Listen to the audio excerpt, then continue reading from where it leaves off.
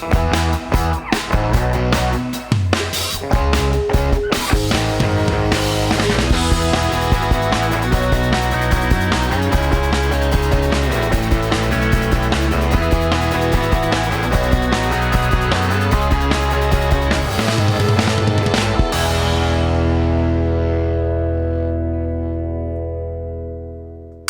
it going, guys? Welcome to the first episode of Speedy Reviews. I mentioned it in my channel update that I posted back on Friday.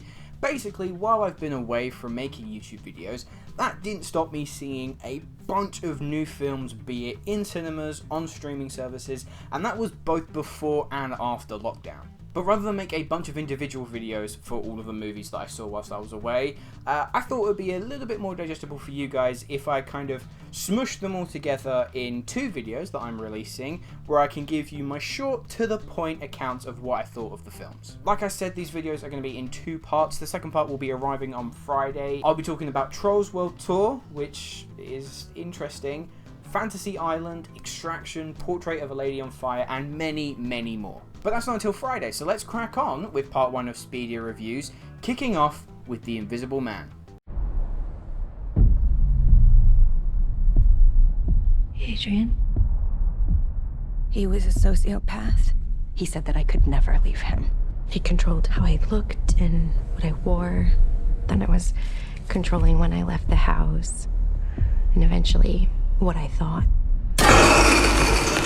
After the disappointment of previous Universal monster movies, like The Mummy and Dracula Untold, this was a real welcome surprise by Leigh Whannell. It was brilliantly shot, incredibly tense, and showed how effective scares can be when you don't focus on jump scares the entire time and you prioritize atmosphere. Whannell strips back all the fluff and filler that you would see in very, should we say, Hollywood horror movies, and instead really ramps up the intensity. Elizabeth Moss also does a terrific job in this film, because despite all the creepiness and spookiness that this film certainly does have, there is a very profound and powerful message underlying it throughout of domestic abuse and female empowerment, which is so expertly done. Also, that restaurant scene, you'll know it if you've seen it, is one of the biggest twists of 2020 so far.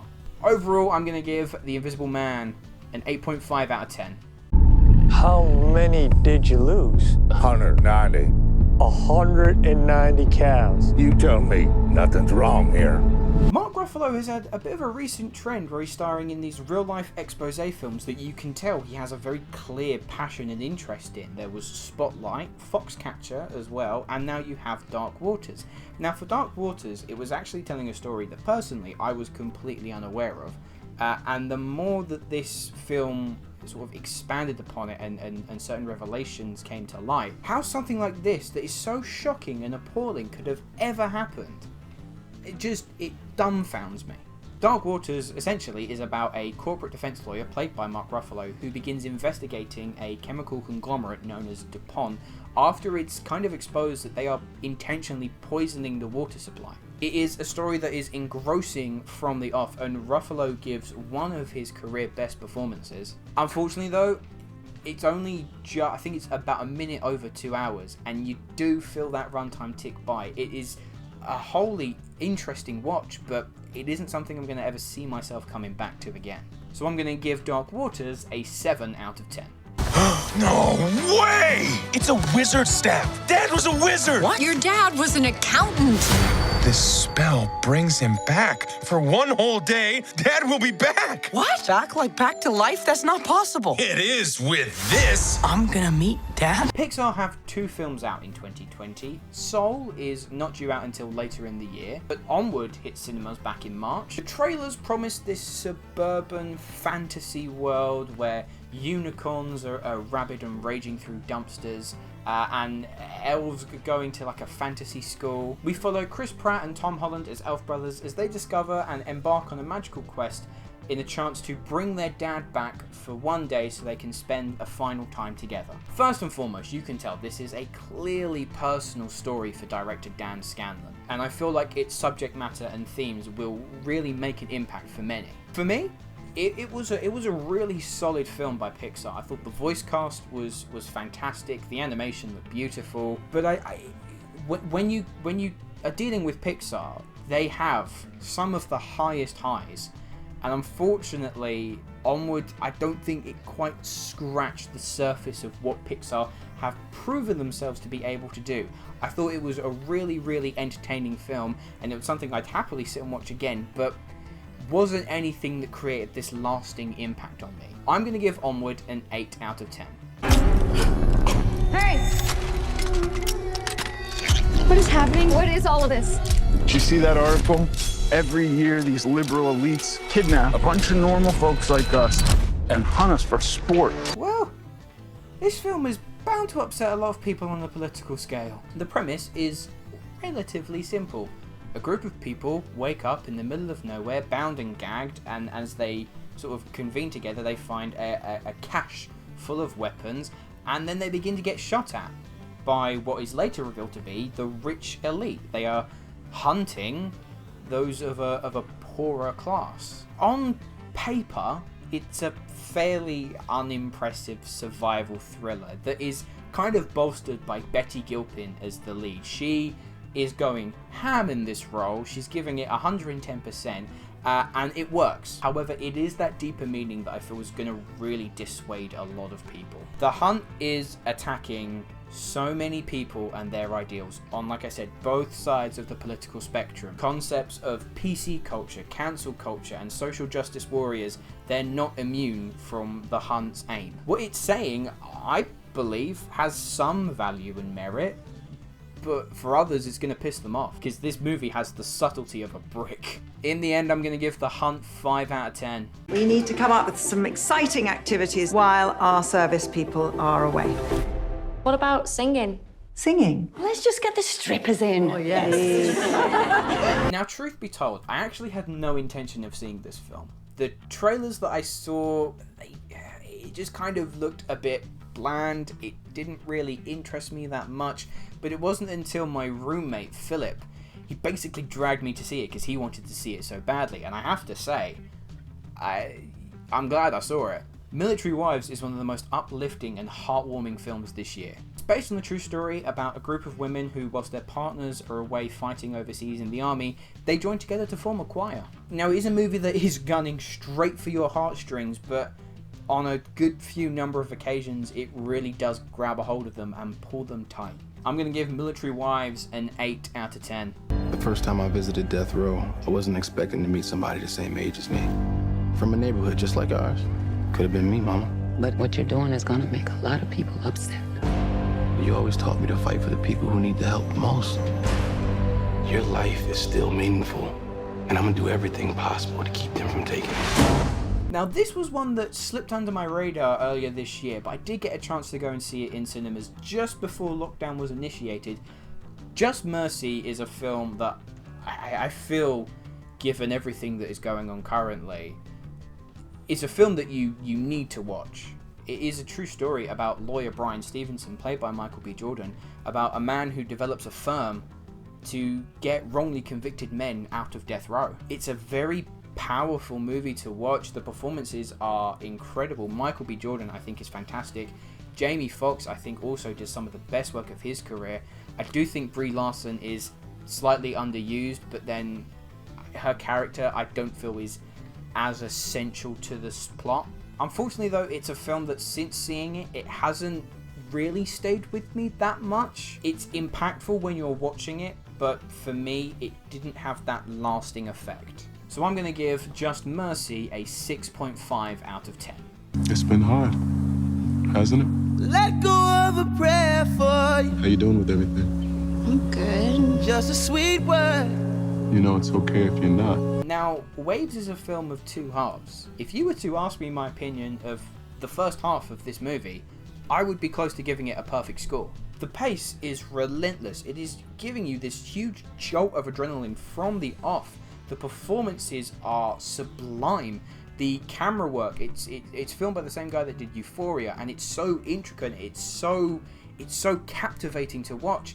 And then you hit a point about halfway through and it becomes a completely different film. The pace slows right down. We focus on an entirely different character, which I didn't feel was anywhere near as interesting as the first half, and it becomes, the tone of it is much more reflective and compassionate, whereas the first half is just an assault to the senses. Unfortunately, it feels like such an off-putting change of direction that the whole movie just kind of spirals, and my interest was starting to wane. For me, it just failed to reach a conclusion, and it was such a shame considering that Waves started off so well.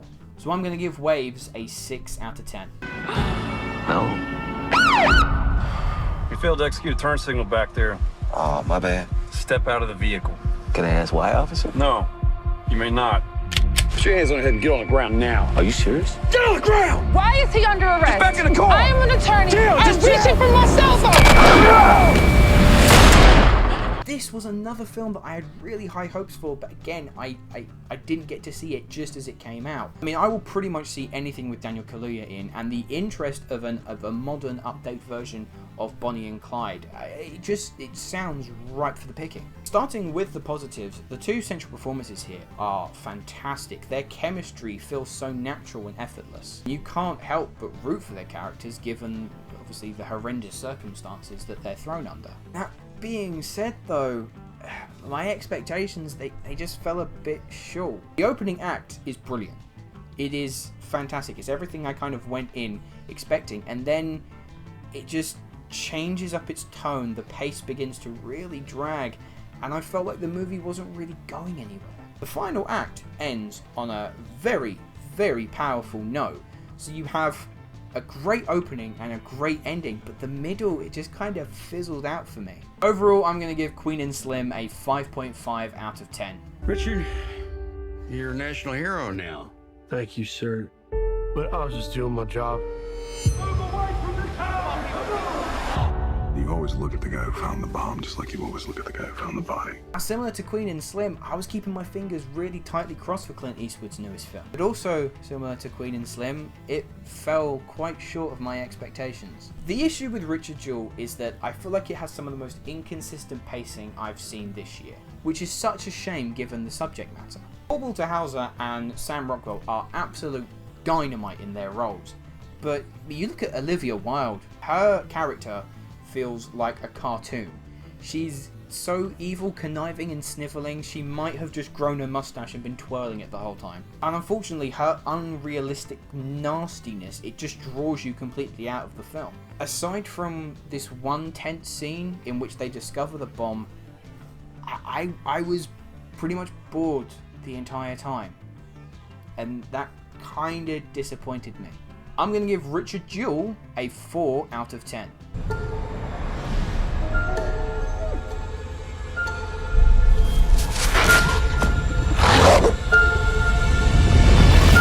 Then everything just blew up.